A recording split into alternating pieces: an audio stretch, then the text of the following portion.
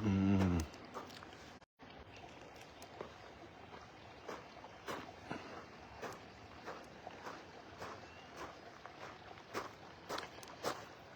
morning for all those who are celebrating in the United States or Americans overseas. Happy Thanksgiving, which is a marvelous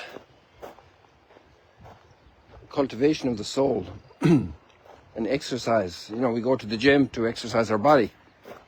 Well, I don't, but a lot of people do. I have my own gym here, walking around, doing stairs and lots of other things. So for those who go to the gym to do different exercises or do exercise at home, and we need to exercise our soul. One of the most important exercises is the exercise of gratitude. Who's the first person you need to thank today? Obviously the thanks to our Creator and our Redeemer, that I can see as far as Mount Hermon right now, that I'm up, that my heart is beating, that my lungs are breathing, that there's oxygen for my lungs to breathe.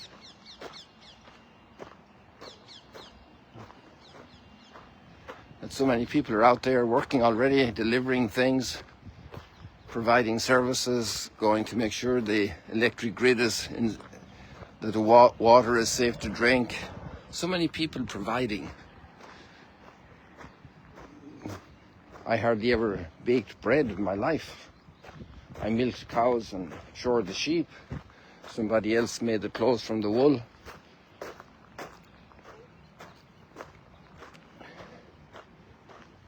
So many people to thank.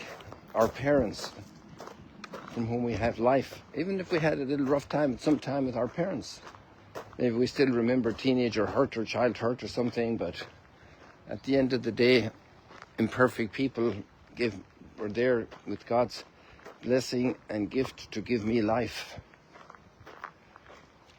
to teach me, to feed me, to exemplify before me how to live, how to make ends meet on this planet. We always long for more. We need to be thankful for what we have. And there are special readings which include optionals for today's action of Thanksgiving. But I want to stay with the normal readings because they're also a motive of Thanksgiving. And many other countries in the world would have those readings today. So let us continue reading. Well, I'm not going to go over here. The recent rains need to dry out a little more. So no need to bring in any undue stuff to the house for all the people who clean, all the people who look after the house. Oh, there comes the sun on this Thanksgiving morning over the Sea of Galilee. Imagine to be thankful for all the people who provide these connections. You're able to see the Sea of Galilee this morning. And you're able to see this beautiful colour of lake and hills and grass, reeds, and the sun itself shining, and the new growth.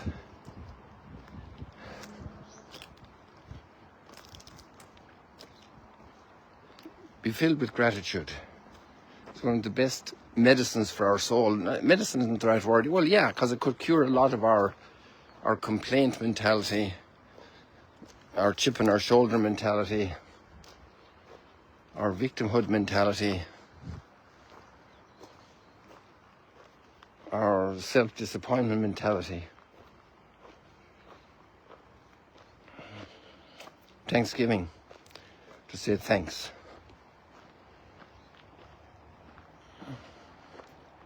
The readings today provide a lot of food for thought.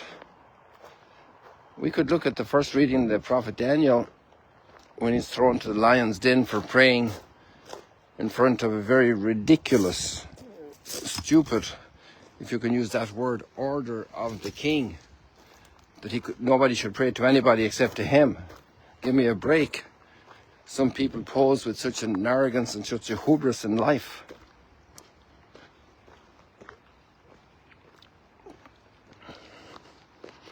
Some people ridicule others and impose on others their mindset. They distort reality and impose that on other people to their destruction.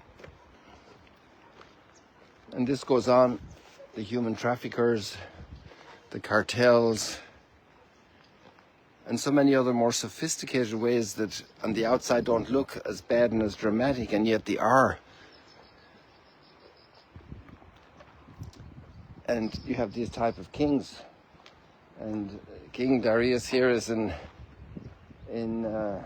shown in different lights, that he doesn't want to really have this law.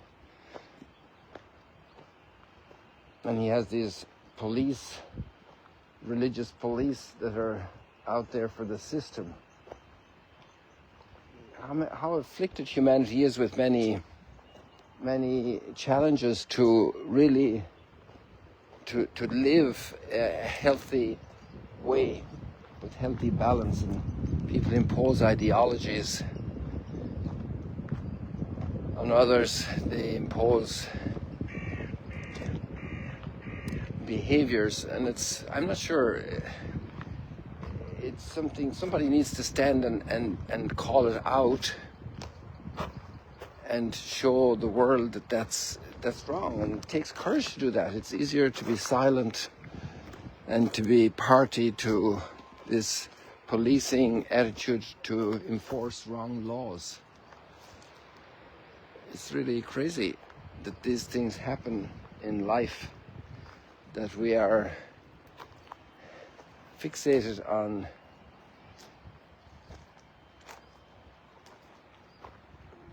structures. I don't know, it's kind of a helplessness that we have, and I'm helpless to put it all together. And then what do? We go back in our kitchen and we take it out on somebody at home, or we counter with doing good, with doing kindness, with being thankful, with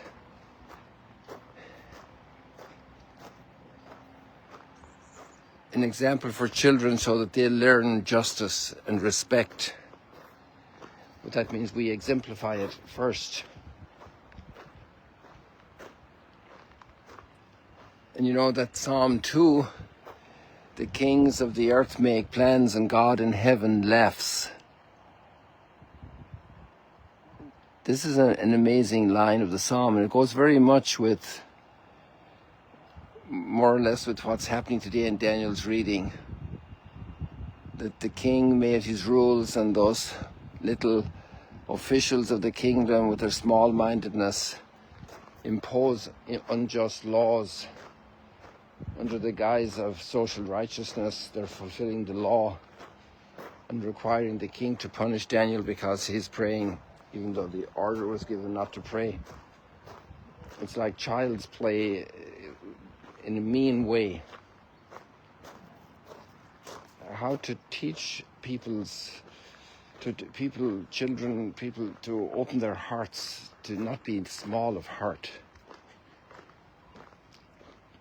to grow out of our narrowness of mind, our selfishness, our prejudice, our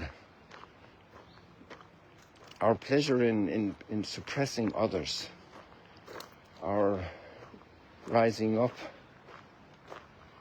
to impose and control. And at the end, all crashes anyway. It lasts for a while and it's over. That oligarch dies, that tyrant dies, that oppressor is gone, gets sick and discovers that oppression is also part of his own lot.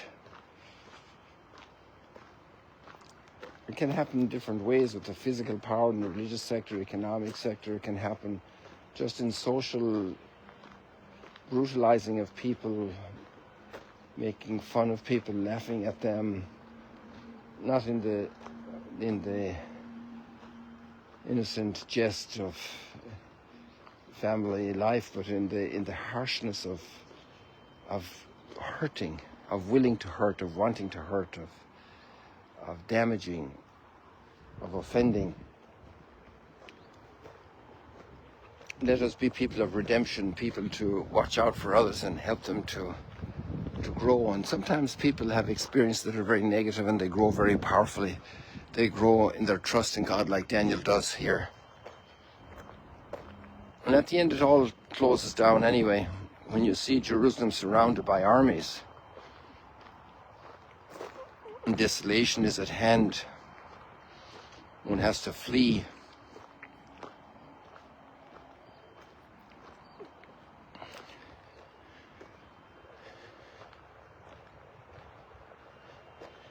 When these things happen, stand erect and raise your hands, because your redemption is at hand.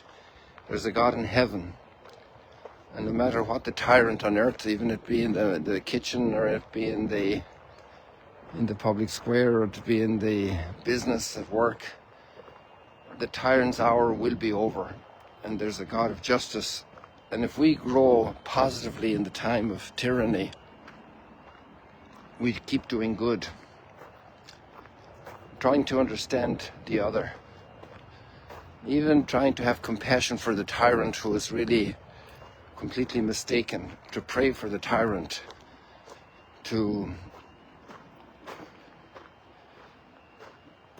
and as just an act of thanksgiving to God. I'm alive, and maybe I'm a victim of some injustice of others, but I'm thankful that I don't have to become the victim in my mentality, that I can become a redeemer in my mentality, that I can become somebody who renews society, who does good, who builds up, who inspires. To inspire a child, to give a word of encouragement, what a great way to live. That's building the future, that's the legacy. That's the legacy to leave, that it's possible to give glory and eternal praise to God, even in the worst situation. That's the ultimate thanksgiving. That's where thanksgiving is really tested.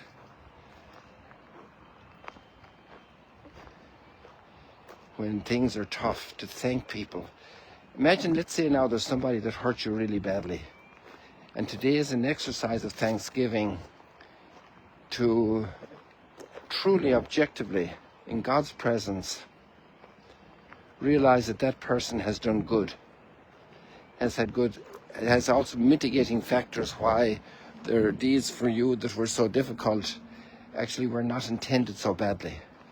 And to be able to say thank you to somebody who hurt you is an extraordinary gesture of charity, because that person realizes that you have a big heart, and it's time for a big heart.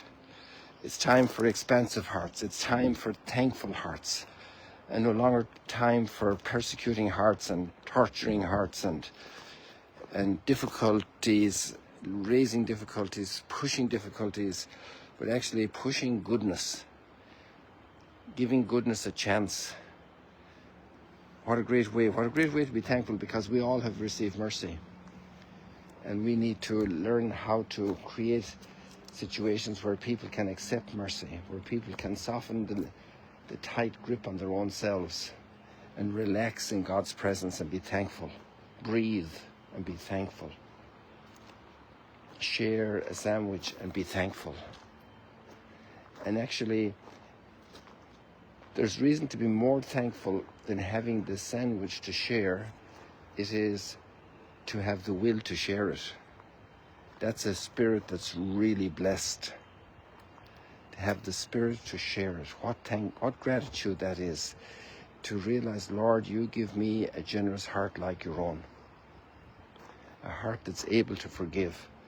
A heart that's able to release the other from their burdens and not tie them to a load of debt. Lord, thank you for giving me a generous heart. Thank you for the people who inspired me to have a generous heart. To have a heart that's a redeeming heart. A heart that's not bitter and complaining all the time, to truly explode in gratitude. People, God bless you. See you later, alligators. There's a big,